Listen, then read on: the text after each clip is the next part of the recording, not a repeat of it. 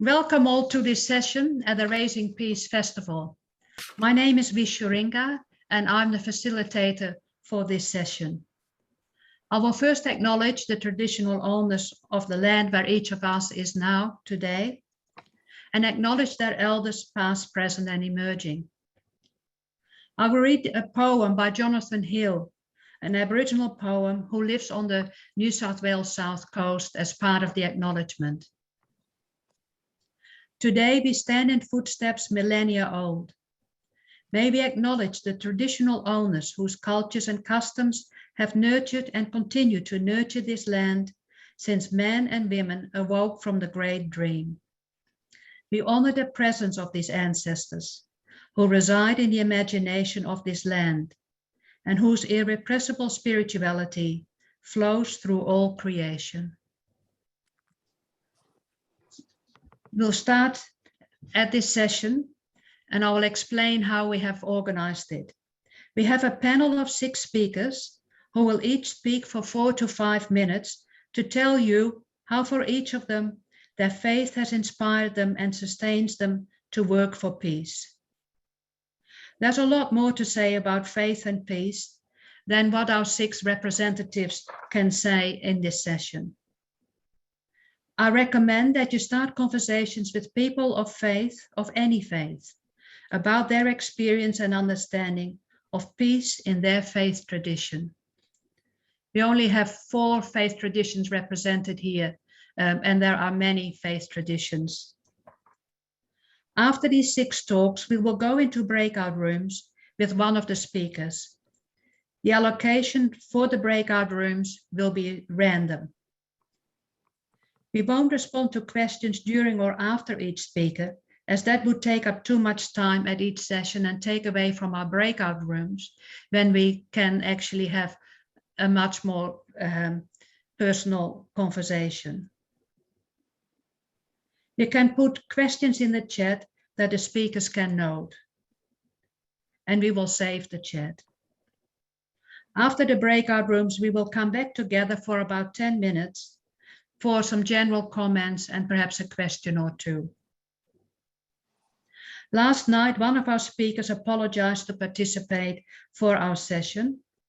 Peter Griffin from PAX Christi is involved in a response by PAX Christi about the acquisition of nuclear-powered submarines by Australia.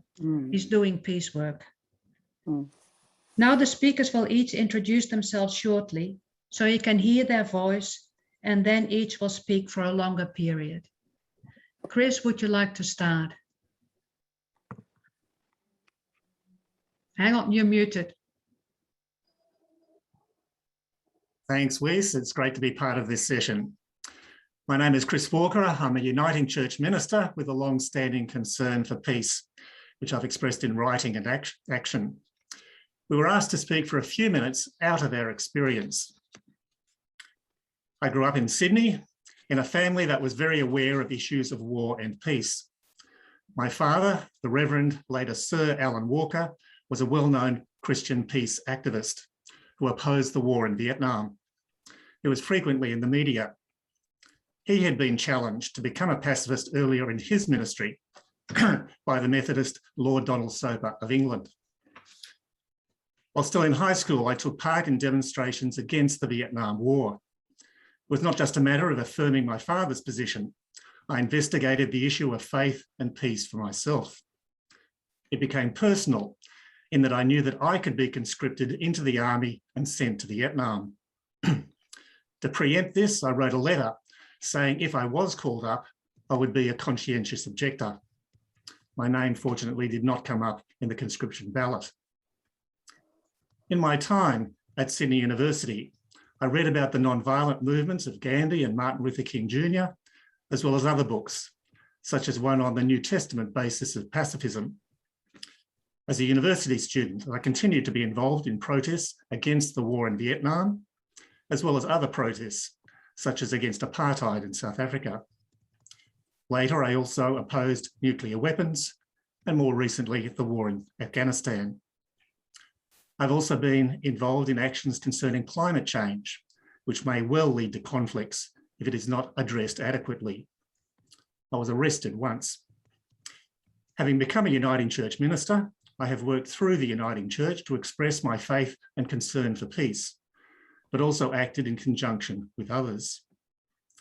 I represented the Uniting Church at the World Council of Churches International Ecumenical Peace Convocation in 2011 in Jamaica.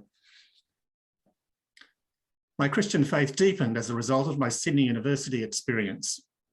Challenges to the Christian faith led me to read the Bible more, as well as other Christian books. I became committed to Jesus and his non-violent way. This continued as I grew older, did further study in Australia and the United States, and became a minister. I became aware of the non-violent pacifist stance of other Christians I admired, such as Dom Helder Camara of Brazil, the American evangelical Tony Campolo, who I heard speak at a National Christian Youth Convention at which I was a leader, and Leslie Newbigin, the British missionary to India, who was a leading missiologist and author. My own exploration of peace led me to write a book, Peace Like a Diamond, Facets of Peace, published in 2009. I am appalled at the cost of war and the extent of military spending. I'm concerned that the way to peace is via justice and using non-violent means to draw attention to issues. The World Council of Churches has an important document, An Ecumenical Call to Just Peace, which speaks about the way to peace being via justice. World leaders need to realise that the way to peace is not by wars on terrorism, but by sincere negotiation, cooperation, and generous humanitarian means, which will enhance people's lives and result in a safer world. For me, that means seeking the kingdom of God and following the loving, non-violent way of Jesus with the aid of his Spirit. My faith sustains me as I seek to foster peace. Thank you. Thank you, Chris. Gill, would you like to follow? You're muted, Gill. Okay. Hi, I'm Gill. I don't fit the description of a faith leader. I'm just an ordinary person, and I'm passionate about peace and justice issues and non-violence as the way to achieve them. I'm also concerned about the urgent need for action on the climate crisis. I'm an active member of several peace and environment groups, so perhaps I might be more accurately described as an activist. I'd like to acknowledge that I'm speaking from the land of the Camaragal people and pay my respects to their elders, past, present, and to come. I also acknowledge and thank them for their custodianship and their care of Mother Earth for millennia. We have so much we can learn from them. It's time we listened. We invaded their land over 200 years ago and done so much damage. I also welcome any First Nations people joining this session. So, faith and peace. As I said in my introduction just then, I'm an activist. So how did I get here? I had the good fortune of a wonderful childhood growing up on the edge of suburbia in England. I was free to play in the fields and woodlands and go on long bike rides. I've always loved being outside, outdoors, learning about wildlife and enjoying the beauty of the natural world. For as long as I can remember, I've been attracted by the ideas of God, Jesus, and concerned about social inequality. I've no idea where this came from, because I grew up in a family which was neither church-going nor religious, though I did go to Sunday school for a short period. While I was quite young, I read the Bible at night in bed, and I wanted to know more about this Jesus fellow. Early experiences in small groups exploring gospel non-violence, where we asked ourselves, how does this affect how we live in the world today and how we relate to people around us? We looked at various ways in which we could take action, and it was the beginning It was a period of building relationships and exploring ideas of Christianity in practice. Much later, I joined Pax Christi, and even later, joined a weekend group in Sydney with a program From Violence to Wholeness. I nearly didn't go. I looked at the title and I thought, I'm not violent. And what's all this business about wholeness? But something encouraged me to attend, and that weekend changed my life and set me on a new course, exploring non-violence. I learned that violence comes in many forms, not just physical. The psychological, spiritual, financial, structural, national, international. And I heard the word non-violence for the first time. Yes, I'm a late developer. That weekend also introduced me to the non-violent Jesus. I hadn't heard of him either.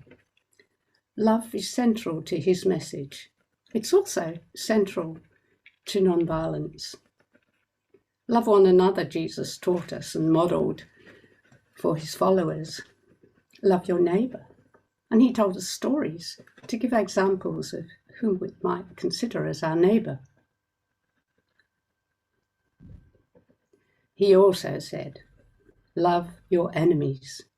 That was revolutionary. People didn't do that. It's very challenging. It's completely counter to the current culture and society's norms. Later, Bene Australia was born, and to quote from the website, to foster a spirituality and practice of active non-violence. Bene provides education materials and programs to community groups to explore non-violence as a creative, powerful and effective process for addressing and resolving the conflicts in our lives and in the life of the world. Violence comes from our woundedness, and this needs to be recognised and acknowledged. I need to develop compassion rather than act from judgment and anger. I learned about the powerful symbol, the two hands of non-violence. With this hand, I say stop. I won't cooperate with your injustice. But with this hand, I say, I still welcome to meet you as a fellow human being. Can we talk?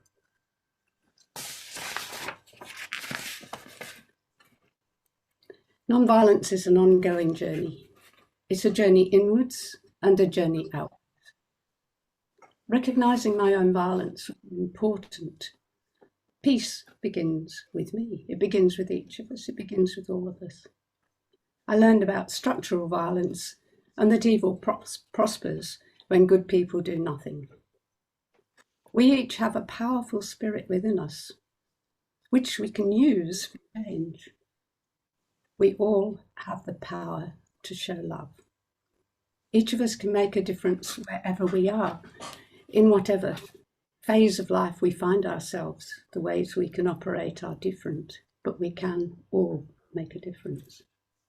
And coming back full circle to faith, it's very important to maintain a personal spiritual practice. For me, it's silent meditation and time in nature, which rejuvenates and restores my energy.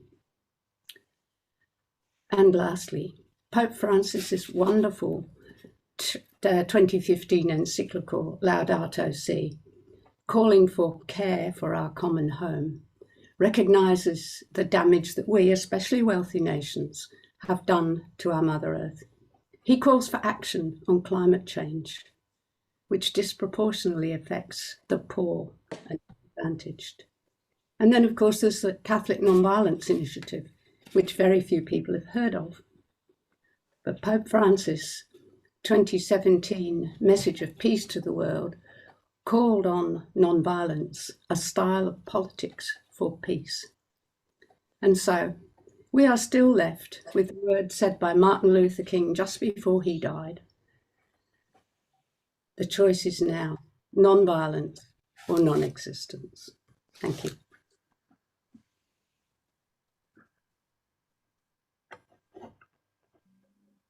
Chokyi, would you like to continue? Hello, I'm Thubten Chokyi. I'm a resident teacher at Chenrezig Institute Buddhist Center in the Sunshine Coast. I'm also International Director of Liberation Prison Project and been involved in interfaith and peace work since a very long time.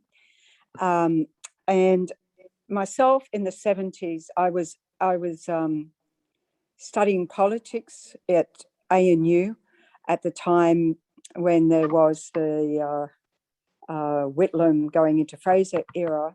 And so there was a lot of political activity and I got involved in it all. Movement against uranium mining, and then particularly I got quite involved in the women's movement. We had International Women's Year 1975 and the national conference was in Canberra where I was, and particularly rape crisis and so forth. So I've been quite involved in social justice all my adult life. And reflecting on, I reflected on what has inspired me, not just in my faith, but learning from others. And I come from the land here of the Gubbi Gubbi people who have maintained this land and cared for it for generations, unimaginable. And I previously worked at Nurragilly, was coordinating the academic program in Nurragilly Aboriginal Studies at New South Wales Uni. And there I encountered the work of Miriam Ungemir Bauman and Auntie Joan Hendricks, who passed away about 18 months ago here up Quandamocka country, as holders of Didiri, of deep listening. And as I was also undertaking a doctorate, and then I was ordaining at the same time, and my spiritual director said, you must complete this study, you must do this for the benefit of human beings. And I got the indicator that this seems to be my life journey, to look at that crossover between Aboriginal and our Buddhist traditions, and actually all our traditions of sitting in silence. You know, when I was a Christian, I was very interested in that, drawn to that from an early age. I come from a family that is multi-faith, Muslim, Buddhist, Christian. We all get on fabulously well. It can be done, and I'm sure we're all examples of that. His Holiness the Dalai Lama, who we follow, quite simply said that peace in the world starts with peace in our own minds, and that if every school child learnt to meditate at an early age, they would, within one generation, we would have peace in the world. And it seems like it's impossible, but it is so possible. I was inspired by Jeremy Gill, who started the whole Peace One Day movement, one person, and then gathering together a crowd behind him, taking it as far as the UN and World Peace Day, which of course tragically was launched on the 11th of November 2001. And so the events of that day led him to say, this is why it's needed. That vision of having one day in the year where nobody wars with each other has not yet been achieved, but many, many projects have been achieved on the momentum of that. So when I was working in Sydney, we introduced that into our Buddhist Centre, and introduced here, particularly on the environmental and Indigenous issues, because that's very much the country we're on. And looking at last week, I was talking on compassion in daily life, and I saw that World Peace Day is the same as our National Compassion Day in Australia, and I don't think that's any mistake. Here, having signed up for the Charter of Compassion in 2005 when it started, and then our Sunshine Coast Council wants this to be a city of compassion. We've got a way to go, right, in the world, but it's compassion for each other, regardless of whether they help, harm, or do neither, especially those who we have difficulty with, because they're the hard ones. And then on top of that, compassion for the environment. You know, the Buddha predicted that there will come a time when leaders, world leaders, allow criminality in the land, allow the crops to be destroyed. And we see this now, the imbalance of the elements in our world, our internal world and our external world. So the way to that is by attaining that sitting in silence, that sitting with ourselves, that reaching out with a hand and a heart of love, compassion, kindness. We all share these values across all our faiths. We have the two wings of a bird. In Buddhism, the Buddha said, you need both to fly, compassion and wisdom. You need compassion is the action that you take on the basis of wisdom, the skillful means to do what we can and to take universal responsibility in this world to make the world the place we want to live in. I'm inspired also by John Lennon's Imagine the whole world, living in peace. This we can do together. I'm so glad to be here. Thank you.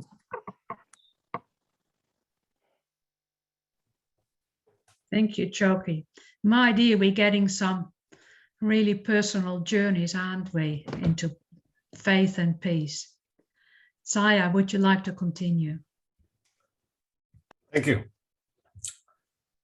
Look, I wish to greet you with the Islamic greetings of peace. Assalamu alaikum.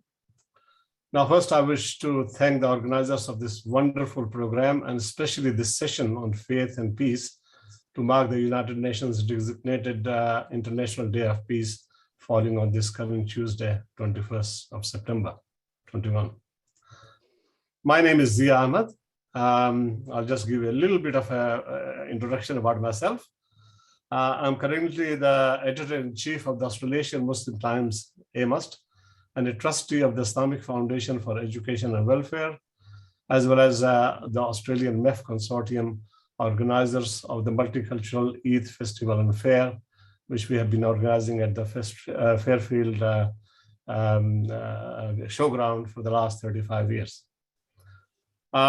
Professionally, I'm a biochemist, having retired in mid-2013 after more than 40 years of service at the University of Sydney and from the School of Molecular Bioscience. Originally, I come from the land of Mahatma Gandhi, India.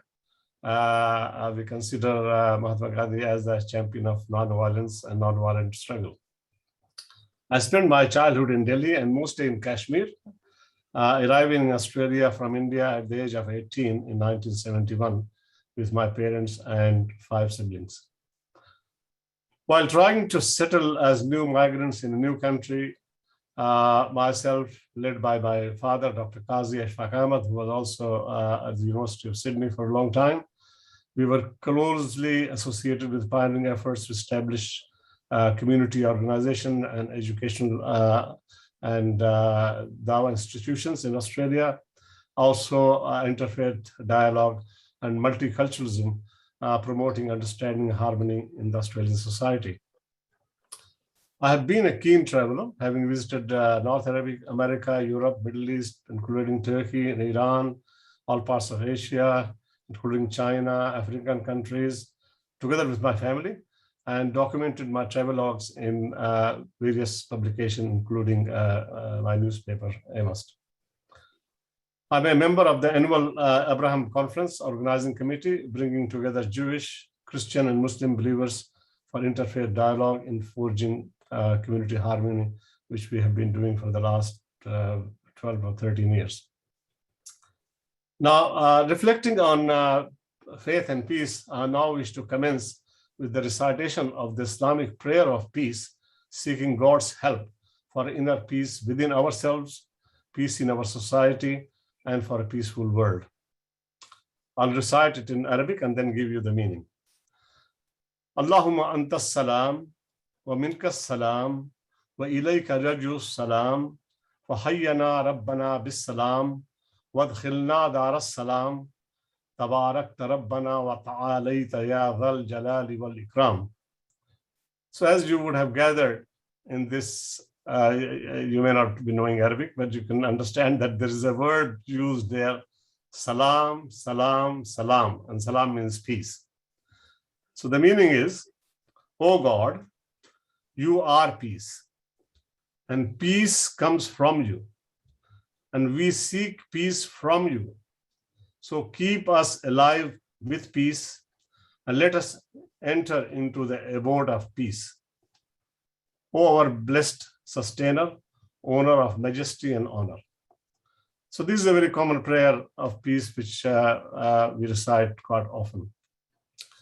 Now, as you would have gathered, my faith is Islam, and I'm a Muslim.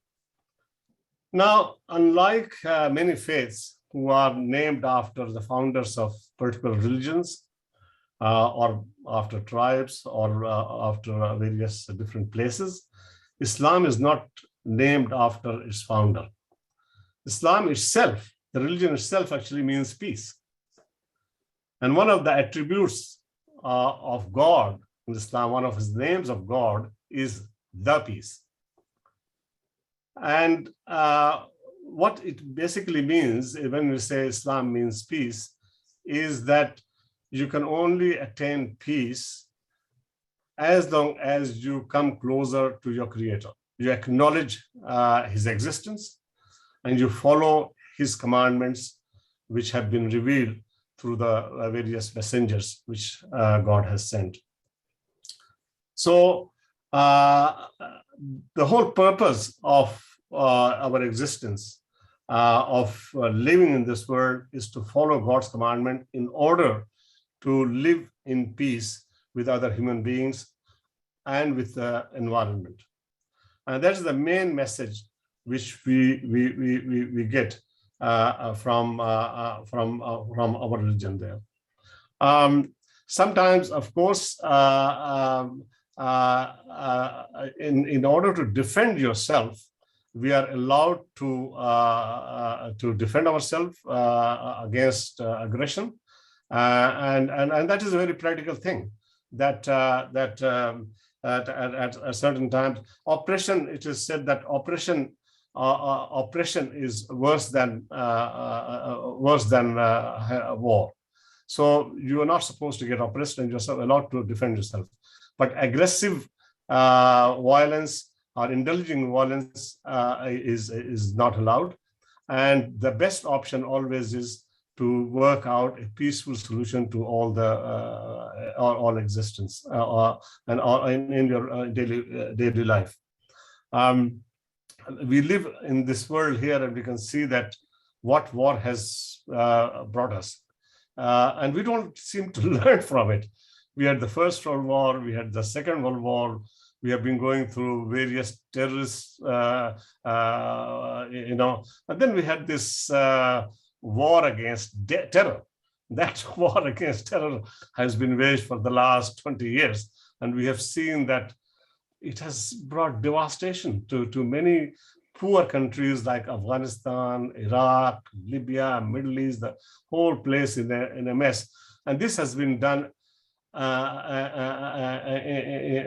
in order to fight terrorism. But unfortunately, terrorism might have taken a few hundred or a few thousand lives, but the war on terror has actually taken hundreds of thousands of lives of innocent people.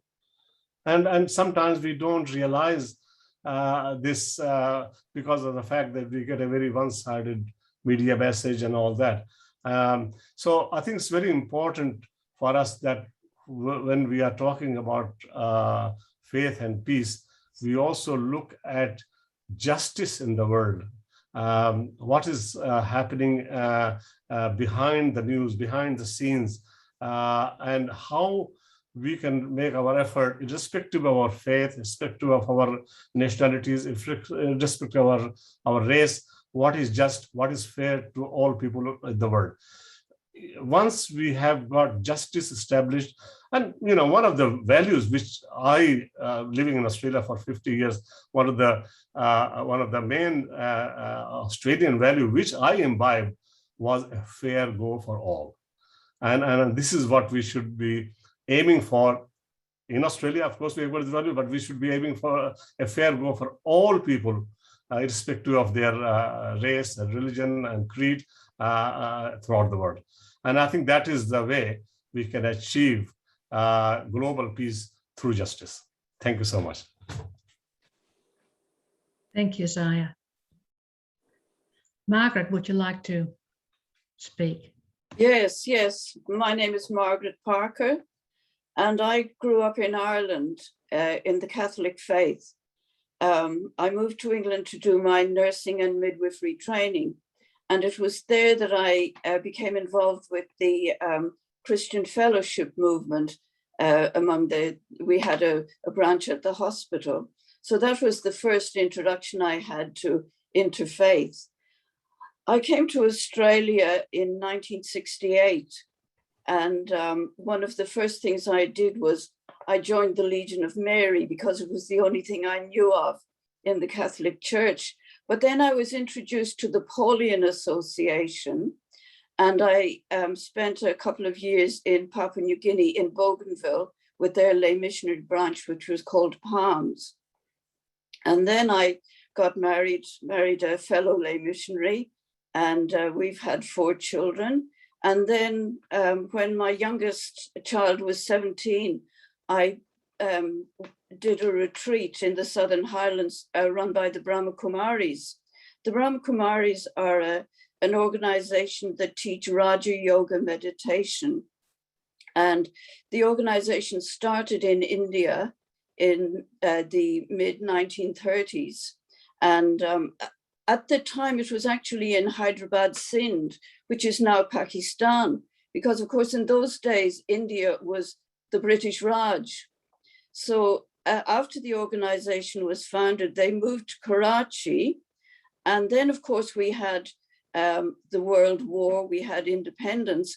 And the Brahma Kumaris, because their origins came from Hinduism, they felt more comfortable being in India rather than Pakistan. So they moved to Mount Abu. And gradually they spread as an organization throughout the world. And I heard about it through a colleague of mine, a fellow midwife. And synchronicity, we both happened to be off for the 3 days that this retreat was on. So we did the retreat. And it was a turning point in my life. And I remember one of the facilitators said, the mistake we make is that we identify as a body, whereas in fact we're souls living within the body. And that it was like a light bulb moment. And the very next thought I had was, now I know who God is. And it just resonated with me on a very deep level. So I'll just talk a little bit about Raja Yoga and how it is related to peace. Spirituality is the true nature of all souls. It's the quality which we all have in common. We can say in a way that religion may divide us because we have different perspectives, but what each of us is a spiritual being. And as that, we are all children of the one supreme spiritual being who is known by many, many names: Allah, God, Jehovah, Shiva. In Raja Yoga, the Supreme Soul is called Shiva. So spirituality is what we have in common. I don't have to search for peace because this quality already belongs to me. Each one of us has this quality at the center of our being. From this deep quality of peace flow all the positive qualities that we can have, such as love, patience, wisdom, thoughtfulness, gentleness, and courage. These qualities shape my behavior. They are a measure of who I am. But because my thoughts are usually focused outside me, I may not connect with the peaceful side of my nature. Through a simple meditation technique, I turn my mind within by focusing on my breathing, making it slower and deeper. This connects me with my true nature of peace. So Raja Yoga, yoga means union. So firstly, it's union with the self as a spiritual being, and through that, union with the Supreme Soul, God. The word Raja means king, and that reminds me that I am a self-sovereign. I am the master of my thoughts, words, and actions. I actually choose how I respond to things. I don't have to react to situations outside of me. It is as though there is a treasure store of peace within me, but the lid remains closed until I focus within. As I practice putting these qualities into my interactions with others, my very nature becomes peaceful. This benefits not only me, but those around me as well. There is a phrase which we use in Raja Yoga, Om Shanti. Shanti means peace. So I, the soul, am a being of peace. And we use this as a greeting. We use it for hello, goodbye, please, thank you, and excuse me. And so we use that because it is a reminder of who we truly are. Another saying we have is, purity is the mother of peace and happiness. And actually, when I started learning about Raja Yoga meditation, the quality of purity was something that really appealed to me. So if I'm not experiencing happiness in my life, then I know I need to work on my purity. So ours is a peaceless world, but every time I have a thought of peace, I am contributing towards peace in the world. And this is how I work for peace. Om Shanti. Thank you. Thank you, Margaret. Well, after all these presentations, I'm the last one, and I hope our audience can take in more. And I will read what my faith and peace connection is. I'm a member of the Religious Society of Friends, Quakers. Quakers have nothing to do with Quaker oats, in case you wondered. The name Quakers is a nickname given to early members of the Religious Society of Friends, who in the mid-1600s in England were persecuted for their dissenting faith by the authorities of the day. They were said to be quaking before the Lord. This mocking became a badge of honor. I have not always been a Quaker. I grew up in the north of the Netherlands in a Mennonite family. The Mennonites are a church of the Reformation in mainland Europe in the mid-1500s. The Mennonites and the Quakers are both historical peace churches, meaning that they are pacifists, refusing to wear weapons, being conscientious objectors in times of war, and working for peace wherever you find yourself. Being a pacifist is not easy when confronted with war. I grew up in the aftermath of the Second World War and in the Cold War with the nuclear threat. The cruelty of war and the horrendous aftermath of war always bothered me greatly. After I had been in Australia for a number of years, I sought out Quakers as I wanted my young daughter to grow up in a faith community. And I found my tribe. People who are aspiring to make peace part of their daily lives, as well as in national and international situations and settings. This happened more than 30 years ago that I found Quakers.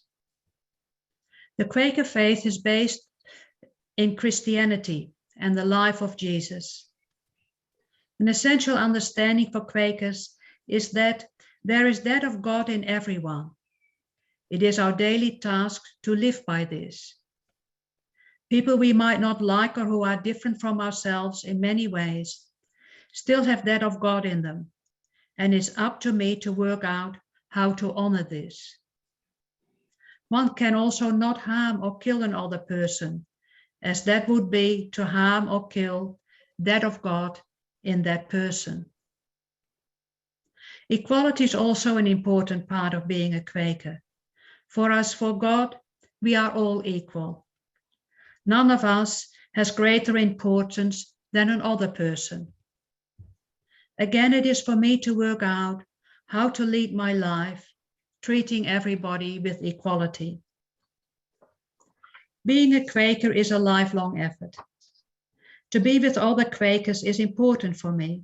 To be with people with whom I have already understanding about humanity and what our priorities are for how we live our lives. Living with the understanding that there is that of God in everyone, and with the concept of equality, become a habit. They provide a framework for understanding myself and my interactions with people and towards what is happening in society around me. Our lives change. We are in different circumstances with different people, and at times our life is not always fair. This requires ongoing reflection. At times I ask myself, what does the Lord require of me? To act justly, to love mercy, and to walk humbly with your God. From Micah. How do I recognize that of God in this person in these circumstances? How do I honor the life of Jesus? Being a Quaker provides me a framework of faith, of how to understand the purpose in my life, and that we are called to live in peace. How can I enhance peace in whatever form it presents itself to me? To have worked with all the other people who have made this Raising Peace Festival a reality has been a great opportunity to work for peace across so many aspects of society. There is a lot more to say about the Religious Society of Friends Quakers, and you can Google it. And there's also a lot more to say about me as a Quaker. And when you're in a breakout group with me, we can further talk about that, and I can hear your journey. Well, after these presentations, we will now go into breakout rooms. You will be randomly assigned. And in each breakout room is one of the speakers. So there will be 6 breakout rooms. And I think we've got about 86 or about people attending. So the breakout rooms won't be that large. The breakout rooms will go till 2:20. And then we will come back together again for some final comments. So Diane, can you put us in the breakout rooms? Thank you all for coming back, and I hope that in your breakout room you've had conversations that have been encouraging for you, and how to find ways of working for peace. I'll just go to the chat. Are there any comments that you'd like to make? I can only see one screen at a time, so. All right. Yeah, who would like to make a comment about what happened in there? Any of the speakers? Chokyi or Saya? Yes. I would just say we had a very like an encouraging heart discussion, encouraging each other and supporting each other, and coming to the point that we don't even know out of the discussion itself how much a difference that has made. Many different points, many different ways of working on different levels and in different professions and so forth. But to counteract all the attempts to divide us, of course, there's a depression about 19 billion, whatever it is, 90 billion being spent on nuclear arms when we could be actually building houses and hospitals and so forth, which is, resonates. That seems to be the same conversation that we've been having for 50 years or so. But to the importance of these forums to bring like-minded people together and to find ways where we present that united voice and not let ourselves be divided by the big end of town politics and so forth. Yeah, it didn't come up in our small group, but not to be divided. Very good. Anything else from the breakout groups that breakout rooms you'd like to mention? One of the things I liked to see was that people were taking notes as I was speaking. So they were really interested in what it was that I was talking about. But there certainly was that concern about the world situation and how we can respond to that. That certainly came up in my group. One of the things in our group was the importance of personal spirituality to sustain us as we seek to follow the way of peace and encourage one another.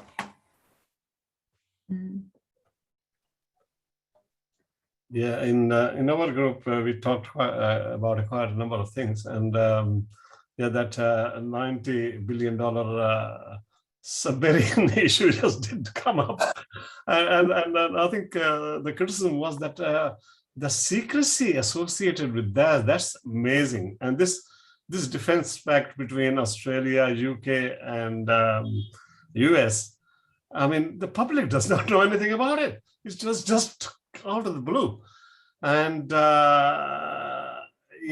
that's fine. You can be have a defense pact or not, that but to do it in secrecy, I mean, it's just there was a lot of I think there was somebody from Canberra who was criticizing about this secret way of doing things, and transparency seems to have disappeared from our political discourse. So there was a bit of a concern about that. The French didn't know about it either, obviously. Yes. They are very upset. And the Chinese. I think that this brings another issue which Tubin just mentioned, that $90 billion for some nuclear submarines. What are we going to do with them? And then we look at countries, third world countries, especially say I come from India and Pakistan, how much money they are spending on nuclear armaments while their people have got, no food on the table. And so much money is actually wasted in armaments for destroying and killing people, rather than saving and giving them, bread and health services. So this is really concerning as people of faith, that we spend so much on destroying things rather than building and benefiting the community. And this 90 billion submarine, from my point of view, is going to be just a wastage of money. I don't know how much we can defend ourselves from China from that. I think we need to stop calling it defense and calling it war. That's what it's about. Exactly. What are we defending? Exactly. Yes. Exactly. You're right. Anything from your breakout room or your... Sorry, was that addressed to me? Yeah, would you anything? Sorry. We had really only just begun to start having the conversation, and we were talking about the way in which people feel alienated by religions, and looking at alternative ways. We recognise the need to come together with fellow human beings, and we were sort of struggling and talking about how we can do that. Obviously, there have been past experiences which leave a negative feeling about religion, and there are also feelings that people have that there's no need for a religion. And so, how do we substitute? What substitute can we put there? A values-based, ethics-based education. Because we all hold the same values. Yes. I like the concept that spirituality is the thing that unites us. Yes. Because religions can divide us because we have different perspectives. But the other thing I love is the concept of the diamond, because the more facets there are in a diamond, the more valuable it is. So our differences, when we recognize them as just differences in perspective, then that's all right, because each of us has a different perspective, but we're all part of that diamond. We're all facets of that diamond. Yes, exactly, Margaret. That kind of puts it in a nutshell, the kind of conversations we were having. Lovely. That's great. We're coming to the end of our session. There are strict instructions. We have to finish on time. Sorry, somebody wants to say, yeah. Can I just say, if anybody missed the beginning of this session, that it will be on available on the website later in a few days' time, probably. Yeah. And also on the question of the nuclear-powered submarines, I think there's going to be an awful lot of protest and an awful lot of effort to change that situation. And please join some action. Absolutely. There's going to be a lot. Yeah. I hope so. There needs to be. Yeah, find a group or a way that you can protest. So, it helps to join a group of other people, because then you can put your heads together and you feel included. Actually, at the non-violence seminar today, I was talking to Michael Nagler, and I was talking about the ineffectiveness of the protests of 2003. And he said, well, actually, protest as such is not a very strong instrument. There are other tools, but we have to develop them. Yeah, and education is one of them. Yeah. Yeah, so we need to finish this session before we actually finish it properly and we get disconnected. So thank you all for attending this session, and especially thank you to the speakers, some of whom I had met before in person and others you are new to me. But it's lovely that you have participated and contributed. As I mentioned before, I recommend that you start conversations with people of faith about their experience and understanding of peace in their faith tradition. Often these conversations are not in the public domain at all. The media is not interested in it, but we need to be keeping this going amongst ourselves. This is only day 3 of the 10-day Raising Peace Festival. There are many more sessions in the festival program, and you can register for them by going to the Eventbrite website or to the Raising Peace website. As Rita mentioned, this session and all sessions are recorded, and they will all be on the Raising Peace website. So you might think, what did they say? What did Margaret say? Brahma, who, what? Go to the website and read about what Margaret said.